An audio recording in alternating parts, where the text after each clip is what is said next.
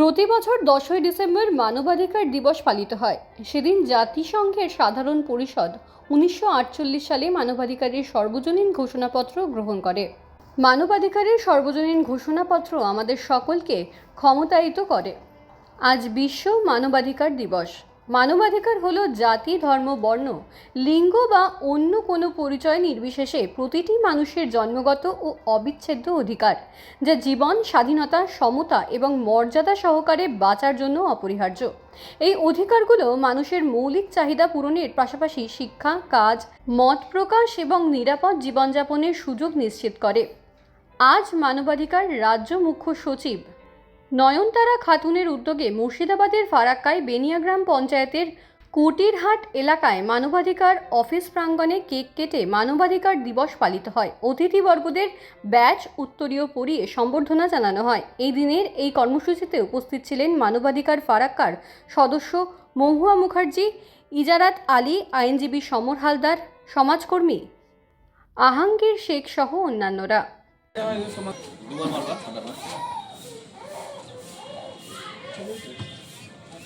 আর অন্য কোনো নামে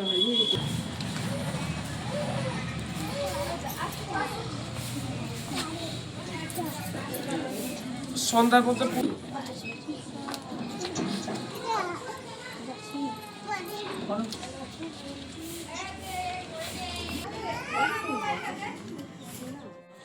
বিষয়টা হচ্ছে এই যে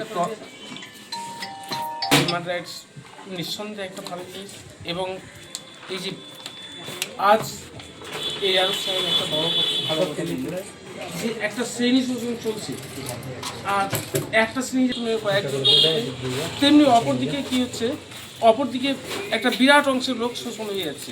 অথচ সেই শোষিত লোকগুলো যাবে কোথায়, তার কোনো জায়গা নেই। আর তার জন্য দায়িত্বে আছে আমাদের ফারাক্কার নয়নতারা খাতুন। আমরা তাকে যদি আমরা এইভাবে সহযোগিতা করি, যদি এই কাজটা ঠিকভাবে করতে পারি, তাহলে আমি বিশ্বাস করি যে আমাদের এখানে যারা শোষিত, বঞ্চিত, নিপীড়িত মানুষ, তারা নিঃসন্দেহে তাদের কাছ থেকে সুরাহা পাবে।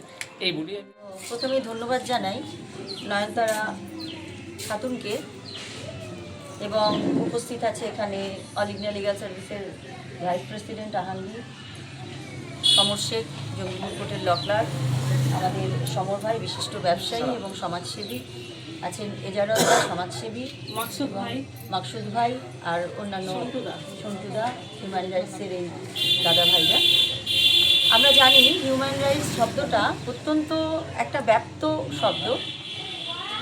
প্রত্যেকটা মানুষের জন্মগতভাবে সংবিধান কিছু অধিকার দিয়েছে, কিন্তু খুব অবাক করা কাণ্ড যে যখন আমরা সোসাইটিতে চলতে যাই, তখন সর্বত্রই যারাই আমাদের এই হিউম্যান রাইটস রক্ষার দায়িত্বে আছেন, দেখা যায় বেশিরভাগ ক্ষেত্রেই সেখানে মানুষের রোজকার অধিকার তো সংরক্ষিত হয়ই না, বরং সেখানেই যেন বেশি শোষণ হয়ে যায়। অনেক সময় যেখানে বিচার পাওয়ার কথা সেখানেই অবিচার হয়। তো সেই সমস্ত কিছুর বিরুদ্ধে যাতে প্রত্যেকটা মানুষ তার আইনের চোখে বা আমাদের সাংবিধানিক প্রত্যেকটা অধিকারের ক্ষেত্রে সমান অধিকার পায়, তার জন্য এটা এত বেশি প্রয়োজনীয় হয়ে গেছিল যে সাধারণ মানুষের অধিকারের জন্য তৈরি করা একটা সংগঠন, যারা কোনো রাজনৈতিক প্রভাবে না, কোনো ক্ষমতাশালীর প্রভাবে না, শুধুমাত্র মানুষের প্রয়োজনে লড়াই করবে। এবং এই হিউম্যান রাইটস এখন গোটা পৃথিবী জুড়ে ভীষণভাবে কাজ করে যাচ্ছে এবং প্রচণ্ড প্রয়োজন হয়ে পড়েছে প্রত্যেকটা পদক্ষেপে। আজকে হসপিটালে একটা পেশেন্ট ভর্তি করতে যাবে, যদি ক্ষমতাবান কেউ এসে যান, তাহলে আর গরিব মানুষটি চিকিৎসা পেল না।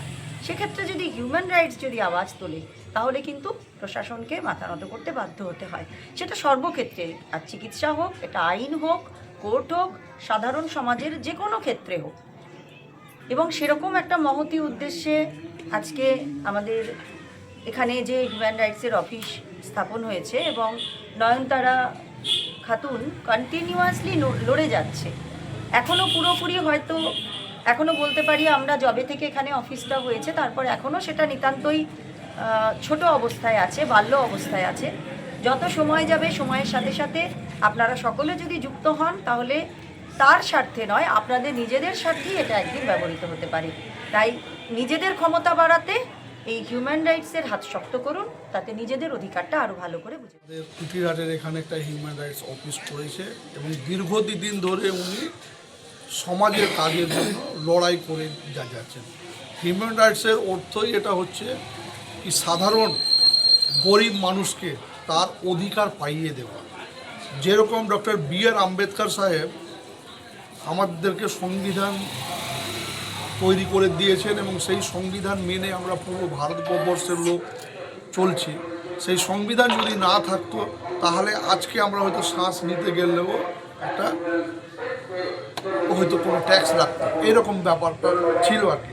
কিন্তু উনি যখনই এটা করে দিয়েছেন আমরা প্রত্যেকে নিজের ফ্রিডম মানে স্বাধীনভাবে করছি। সেই পরিপ্রেক্ষিতে এই 1948 সালের 10 ডিসেম্বর হিউম্যান রাইটসের উৎপত্তি হয় এবং প্রতি বছর এই ডে পালিত হয়। এইটা পালিত হওয়ার উদ্দেশ্য হচ্ছে সাধারণ জনসাধারণকে জাগানো কি তোমরা এখানে এসে জুড়ো, তোমাদের অধিকারটা কি আছে, তোমরা অধিকার সম্পর্কে জানো।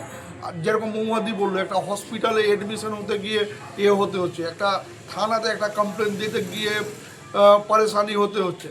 যে কোনো সকাল থেকে রাত অবধি যে মানুষের গরিব লোকের যে মানে দুর্ভিক্ষ শেষ থাকে না, তার পিছনেই দাঁড়িয়ে আছে হিউম্যান রাইটস। যদি হিউম্যান রাইটসের কাছে এসে তারা জানায় তাহলে তার ব্যক্তিগত স্বাধীনতা এবং তার কাজ করার জন্য হিউম্যান রাইটস সবসময় এগিয়ে আসবে।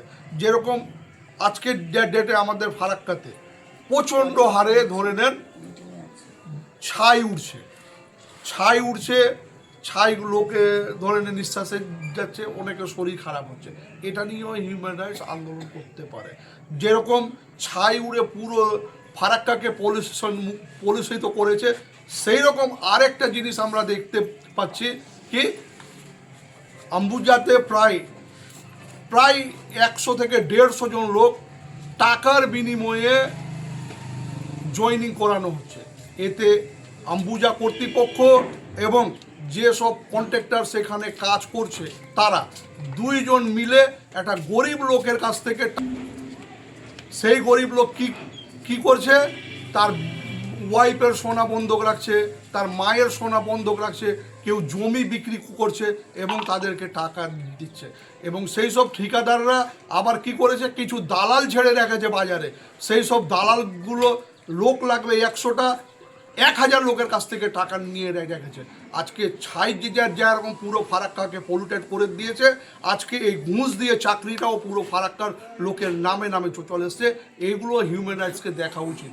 এই পরিপ্রেক্ষিতে আমি একজন সাধারণ নাগরিক হিসাবে 28শে নভেম্বর একটা এনটিপিসিকে চিঠি করেছি এবং আপনার কলকাতা যে সেক্টর 5-এ এর অফিস আছে সেখানে চিঠি করা হয়েছে, আহমেদাবাদে চিঠি করা হয়েছে। আমরা চাই এগুলো হিউম্যান রাইটস দেখুক এবং যে যোগ্য ব্যক্তি আছে সেই যোগ্য ব্যক্তিগুলো চাকরি পাক, ফ্রিতে চাকরি পাক, তাদের এটা অধিকার আছে। আমরা ভারতবাসী, আমাদের এটা অধিকার আছে। এইটুকু বলে আমি আমার বক্তব্য শেষ